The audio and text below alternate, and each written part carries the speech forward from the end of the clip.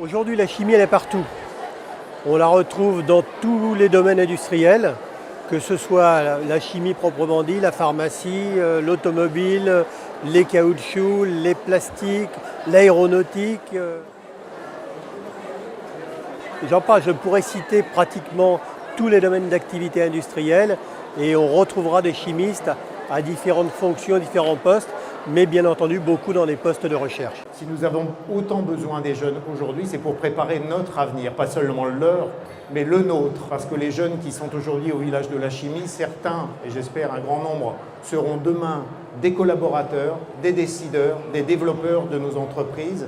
Et ce qui est en jeu, c'est leur avenir, mais c'est notre avenir et quelque part la contribution à l'avenir de la vie économique.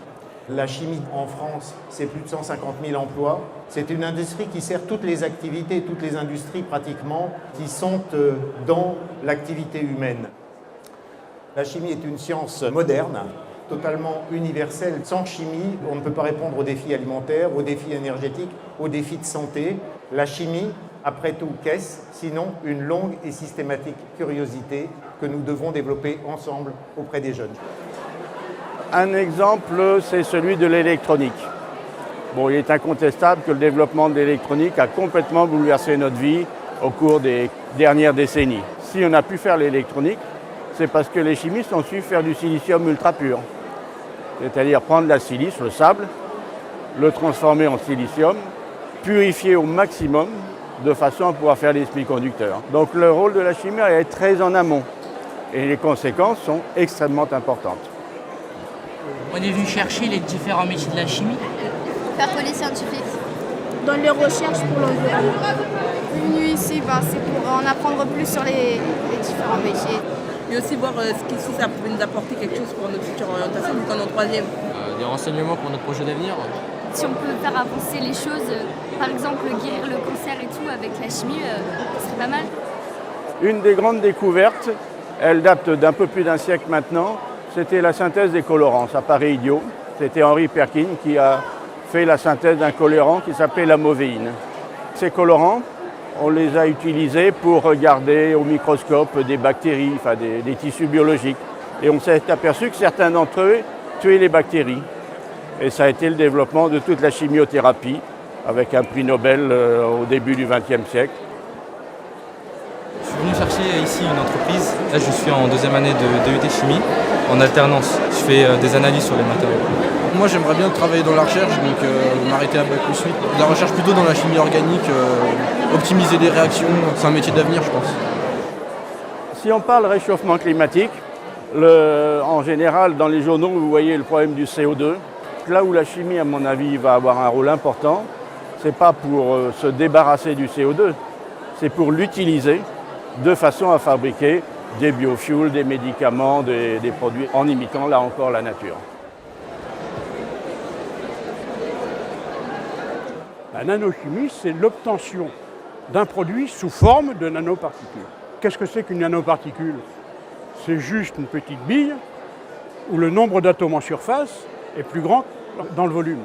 Donc ça a des propriétés complètement différentes qu'on a découvertes récemment, qu'on a maîtrisées depuis peu de temps, et on a des applications partout, dans l'électronique, dans la médecine, dans l'alimentation. S'il n'y avait pas de chimie, il n'y aurait plus de médicaments, il n'y aurait plus de pétrole.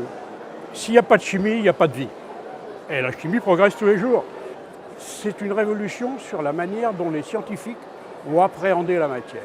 On ne peut pas faire de nanotechnologie ni de nanoscience sans avoir un microscope électronique qui permet de voir. Donc, énorme recours à la microscopie électronique. Ce qui m'intéresserait, c'est d'améliorer ce qu'on a au quotidien. À chaque fois, on se dit il aurait pu être mieux ce produit-là, il ne sert à rien, ou trouver une solution à ce genre de problème. On parle de nanosciences, mais on parle aussi de nanotechnologie. Les nanotechnologies, ça intéresse l'humanité. Les nanovecteurs, c'est quoi? C'est des petits camions à l'échelle atomique, creux, à l'intérieur desquels on met un médicament. Comme c'est nano, on peut faire des injections intraveineuses et qui arrivent jusqu'à l'organe. Sans être détruits, ils sont protégés pendant tout le transfert. Et donc, la médication est beaucoup plus efficace. C'est une nouvelle méthode de la médecine moléculaire qui commence tout juste depuis 5 ans. et qui va être, à mon avis, une des plus importantes découvertes et applications dans les années qui viennent. Il y a deux limites qu'a notre imagination pour les applications des nanoparticules. Mais on parlait de gaz à effet de serre. Dans 1 litre de ces nanoparticules, on stocke 400 litres de CO2 à température ambiante.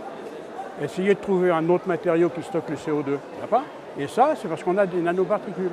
Mais à nous d'inventer le futur, encore mieux qu'il existe maintenant.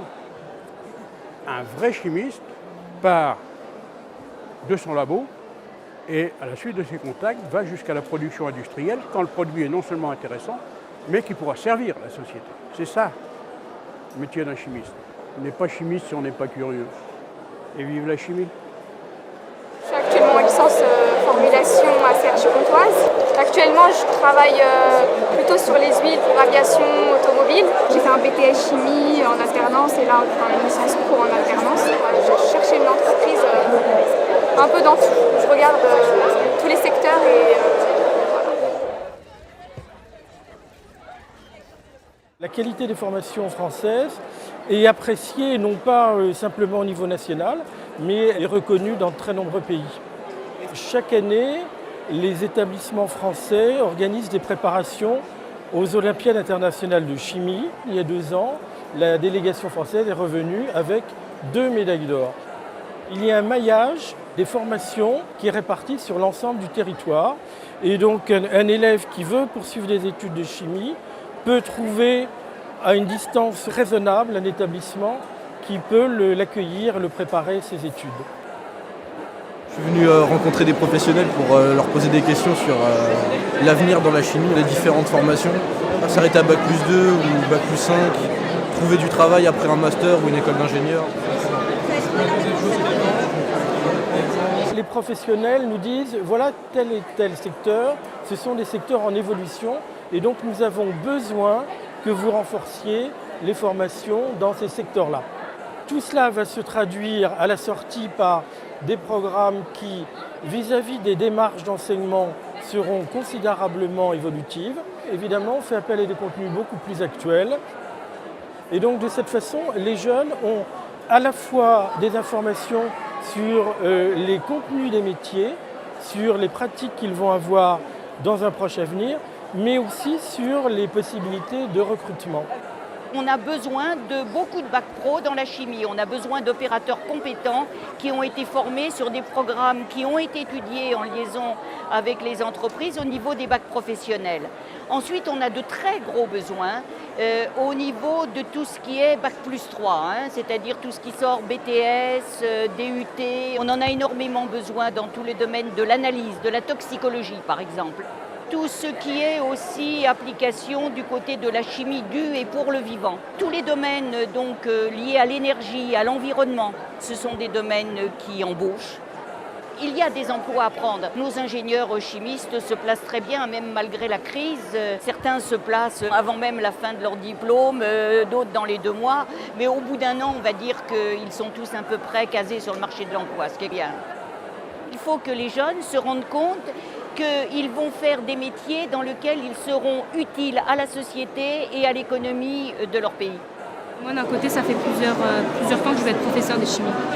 Depuis que je suis petite, en fait, je vais être professeur.